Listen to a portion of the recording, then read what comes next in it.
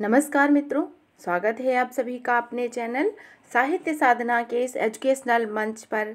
मित्रों, आज हम पुनः आपके समक्ष प्रस्तुत हुए हैं रीतिकाल के महत्वपूर्ण 40 प्रश्नों के साथ।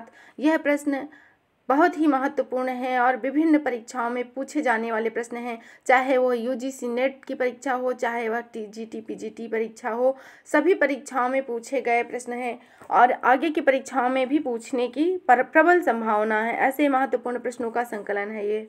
मित्रों, हम रीतिकाल के 100 प्रश्नों का संकलन लेके आएंगे, जिसमें से 40 प्रश्न आज हैं, बाकी के प्रश्न अगले सीरीज में आएंगे। तो आप हमारे चैनल को प्लीज़ शेयर, सब्सक्राइब और लाइक अवश्य करिएगा। आपके सहयोग की हमें बहुत ही अत्यंत ही आवश्यकता है। और इससे पहले हमने राम काव्य धारा के, कृष्ण काव्य धारा के प्रमुख 80 और 100 प्रश्नों का संकलन प्रस्तुत किया है, तो आप उन्हें भी अवश्य देखिए। चलते हैं अधिक बात ना करते हुए अपने तथ्य पर। तो पहला प्रश्न है, हिंदी की रीति काव्य परंपरा में रचना काल की दृष्टि से सर्वप्रथम कवि कौन है? तो रीति काव्य की परंपरा में आचार्य कृपाराम को प्रथम कवि माना जाता है। अगला प्रश्न, ब्रज भाषा में रचित हिंदी सतसई काव्य परंपरा का प्रथम ग्रंथ कौन सा है?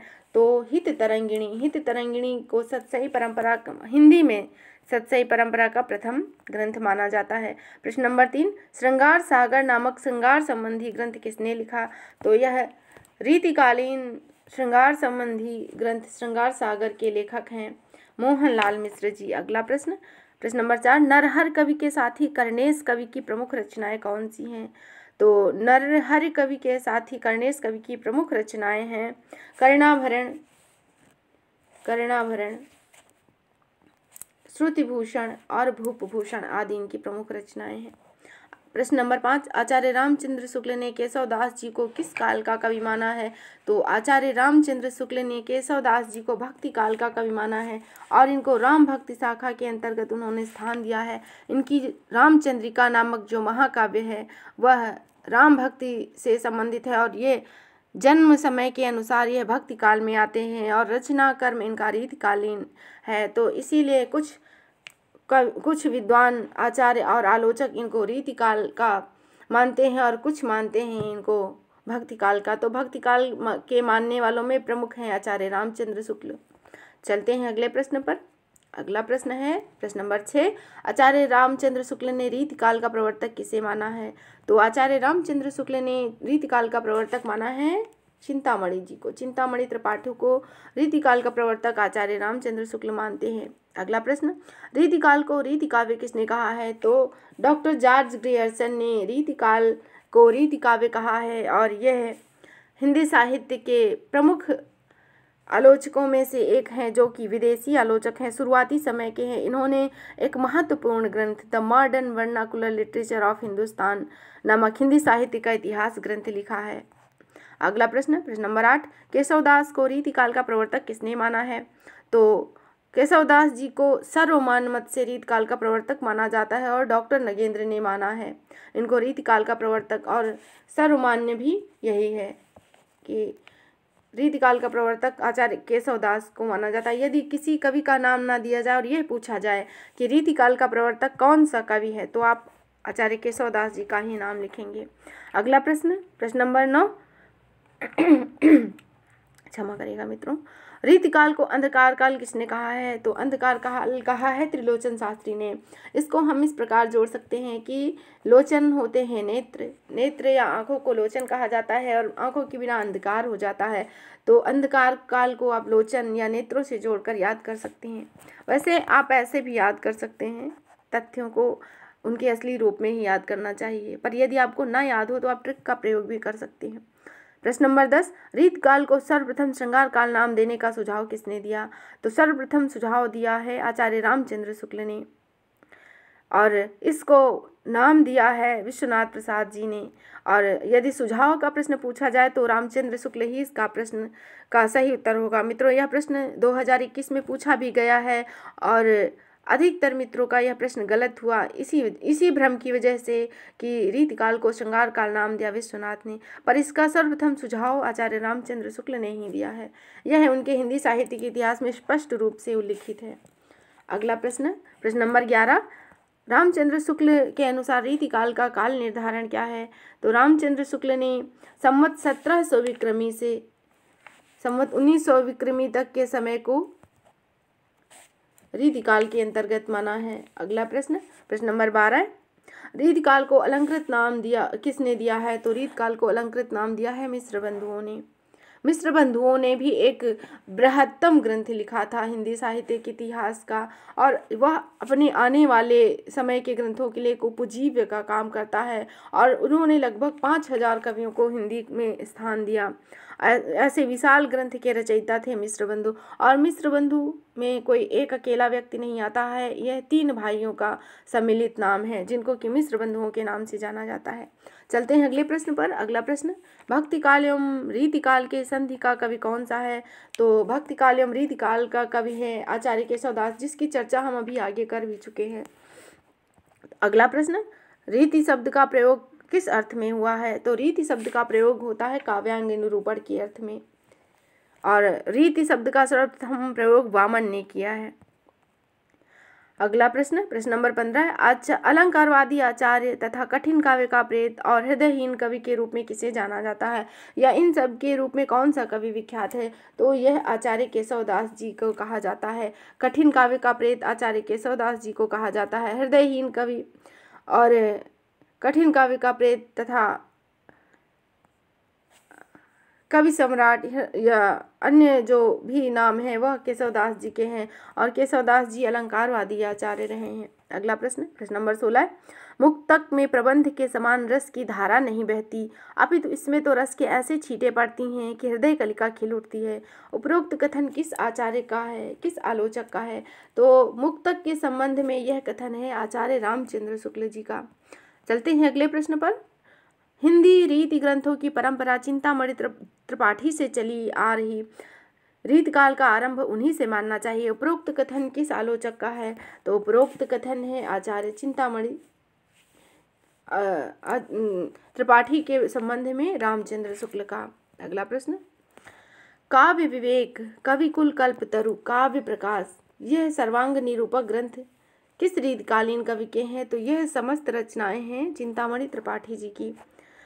प्रश्न नंबर 19, केशवदास जी किस तरह के आचार्य कवि थे? तो हम पहले इसका वर्णन कर चुके हैं। केशवदास जी थे अलंकारवादी आचार्य। अगला प्रश्न, रीतिकाल में कौन सी भाषा का प्राधान्य था? तो रीतिकाल में तो ब्रज भाषा का प्राधान्य था, या हम ये कहें कि रीतिकाल की रानी कौन सी भाषा है, तो ब्रज भाषा ही थी। समस्त कवियों ने ब्रज भाषा में रचनाएं की हैं, और ब्रज भाषा में इतना प्रौढ़, इतना सशक्त काव्य सृजन शायद ही किसी काल में हुआ हो जितना कि रीतिकाल में हुआ है। चलते हैं अगले प्रश्न पर। प्रश्न नंबर 21, ब्रज भाषा हेतु ब्रजवास हीना अनुमानो, ऐसे ऐसे कवि न की बानी हो सो जानिए। उपरोक्त कथन किस आचार्य का है? तो मित्रों, यह ब्रज भाषा के व्याख्यान के संबंध में, बड़ाई के संबंध में यह कथन है आचार्य भिखारी दास जी का, और इस कथन से ही हमें व्यक्त होता है कि उस समय की ब्रज भाषा कितनी प्रौढ़ और सशक्त थी, और समस्त कवियों ने ब्रज भाषा में ही रचनाएं करी हैं। और भिखारी दास जी ने तो यहाँ तक कहा है कि ब्रज का भाषा में रचना करने के लिए ब्रजवास ही ज़्यादा उचित नहीं है। कहीं का भी कवि, कहीं का भी रहने वाला आचार्य ब्रज भाषा में रचना कर सकता है। अगला प्रश्न, रीतिकाल को कितने भागों में बांटा गया है? तो रीतिकाल को 3 भागों में बांटा गया है, रीतिबद्ध, रीति सिद्ध और रीति मुक्त। रीतिबद्ध काव्य में हम लक्षण ग्रंथ, नक, सिख, वर्णन और नायिका भेद का बाहुल्य पाते हैं। रीति सिद्ध में इन जो कवि होता है वह सभी रचनाओं में कुशल होता है, पर वह किसी परिपाटी में बंद कर रचनाएं न करके सभी गुणों का प्रयोग करते हुए अलग ही रचनाएं करता है। तो रीति सिद्ध के श्रेष्ठ कवि बिहारी दास जी माने जाते हैं, बिहारी लाल जी माने जाते हैं। और रीति मुक्त कवि किसी भी परिपाटी में बंधे बिना स्वच्छंद भाव से अपने विचारों को व्यक्त करते हैं। रीति मुक्त कवियों में है घनानंद ठाकुर, बोधा, द्विजदेव, आलम आदि प्रमुख रीति मुक्त कवि हैं। अगला प्रश्न नंबर 23, चिंतामणि त्रिपाठी का समय क्या माना गया है? तो चिंतामणि त्रिपाठी जी का समय है 1609 से 1685 ईस्वी, और चिंतामणि त्रिपाठी 3 भाई थे। वैसे तो यह 4 भाई थे, पर 3 भाई इनके साहित्य सृजन में इनके सहयोगी रहे हैं। उनके साथ साथ उन्होंने भी रचना की और वो भी रीतिकाल से ही संबंधित थे। इनमें हैं भूषण, मतीराम और चिंतामणि त्रिपाठी। और इनके एक अन्य बंधु हैं, उनका नाम है जटाशंकर मिश्र, जटाशंकर त्रिपाठी। जटाशंकर त्रिपाठी जी भी इनके भाई हैं और इन सभी को त्रिपाठी बंधु के नाम से जाना जाता है। अगला प्रश्न नंबर 24, चिंतामणि त्रिपाठी जी किन राजाओं के आश्रय में रहे? तो चिंतामणि त्रिपाठी जी शाहजी भोसले तथा शाहजहां के आश्रय में रहे। अगला प्रश्न नंबर 25, प्रमुख रीतिकाल के प्रमुख अलंकार निरूपक कवि कौन थे? तो रीतिकाल के प्रमुख अलंकार निरूपक कवियों में हैं भूषण, मतीराम, यशवंत सिंह, दूल्हा, पद्माकर, यहाँ पे दूल्हा होना चाहिए, दूल्हा, जिनका की है कविकुल कंठाभरण आदि प्रमुख अलंकार निरूपक आचार्य रहे हैं। और भी रहे हैं पर यह प्रमुख अलंकार निरूपक आचार्य हैं। प्रश्न नंबर 26, प्रमुख रीतिकालीन कवि देव कहाँ के निवासी थे तथा उनका जन्म समय क्या है? तो प्रमुख रीतिकालीन कवि देव जो थे वो इटावा के निवासी थे और इटावा जो कि उत्तर प्रदेश में है तथा उनका जन्म समय है 1673 से 1767 ईस्वी। अगला प्रश्न, चिंतामणि त्रिपाठी किस प्रकार के कवि थे? तो चिंतामणि त्रिपाठी रसवादी आचार्य थे। आगे हमने पढ़ा केशवदास जी किस प्रकार के कवि थे? तो केशवदास जी थे अलंकारवादी आचार्य और चिंतामणि त्रिपाठी रसवादी आचार्य थे। अगला प्रश्न, रीतिकाल के प्रमुख वीर रस से संबंधित कवि कौन थे? तो इनका वास्तविक नाम क्या था? तो यह प्रश्न बहुत बार पूछा गया है और शायद आप सभी लोग इससे बहुत बार परिचित हो चुके होंगे। रीतिकाल के प्रमुख वीर रस के कवि थे भूषण। भूषण जी रीतिकाल के प्रमुख कवि थे और वीर रस के कवि। और गणपति चंद्र गुप्त ने इनका नाम पतिराम या मनीराम बताया है तथा विश्वनाथ प्रसाद ने इनका नाम घनश्याम बताया है। अगला प्रश्न, मतीराम की प्रमुख रचनाएं कौन कौन सी हैं? तो मतीराम की प्रमुख रचनाओं में हैं फूल मंजरी, रसराज, ललित ललाम, फूल मंजरी, रसराज, ललित ललाम, मतीराम सतसई, वृत्त कौमुदी, अलंकार पंचाशिका, जिसमें से फूल मंजरी नामक रचना पर इन्होंने एक एक फूल के ऊपर एक एक सवैया लिखा है। रसराज में रसों का निरूपण है, ललित ललाम में अलंकार निरूपण है।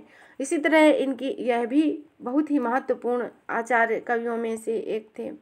अगला प्रश्न नंबर 30, मतीराम की सी रस स्निग्ध और प्रसादपूर्ण भाषा रीति का अनुसरण करने वालों में बहुत ही कम मिलती है। उपरोक्त कथन किस आलोचक का है? तो यह कथन है आचार्य रामचंद्र शुक्ल का और यह मतीराम जी के बारे में कहा गया कथन है। अगला प्रश्न नंबर 31, कुलपति मिश्र किस प्रकार के कवि थे? तो कुलपति मिश्र थे ध्वनिवादी आचार्य और यह बिहारी लाल जी के भांजे भी थे। अभी आगे मित्रों हमने देखा केशवदास जी अलंकारवादी आचार्य, चिंतामणि त्रिपाठी रसवादी आचार्य और कुलपति मिश्र ध्वनिवादी आचार्य थे। अगला प्रश्न नंबर 32, कवि तोषनिधि की प्रमुख रचनाएं कौन कौन सी हैं? तोषनिधि की प्रमुख रचनाएं हैं सुधा निधि, नख सिख, विनय शतक आदि। कवि तोषनिधि और सुधा निधि आप इस तरह जोड़ के भी याद कर सकते हैं। विनय शतक, नख सिख, विनय शतक और यहाँ पे तोष होगा ये ऐसे। मित्रों टाइपिंग मिस्टेक हो ही जाती है। तोषनिधि। अगला प्रश्न नंबर 33, छंद शास्त्र पर इनका सा विशद निरूपण और किसी कवि ने नहीं किया। उपरोक्त कथन किस आलोचक का है तथा किस कवि के लिए है? तो उपरोक्त कथन हिंदी के प्रमुख आचार्य आलोचक रामचंद्र शुक्ल का है तथा यह उन्होंने सुखदेव मिश्र जी के लिए कहा है। सुखदेव मिश्र रीतिकाल के प्रमुख आलोचकों में से एक हैं। अगला प्रश्न, कुलपति मिश्र की प्रमुख रचनाएं कौन कौन सी हैं? तो कुलपति मिश्र जी की प्रमुख रचनाएं हैं रस रहस्य, द्रोण पर्व, संग्राम सार। अगला प्रश्न नहीं, अभी यही प्रश्न है। रस रहस्य, द्रोण पर्व, युक्त तरंगिणी, नखसिख, संग्राम सार, ये सभी रचनाएं कुलपति मिश्र जी की हैं।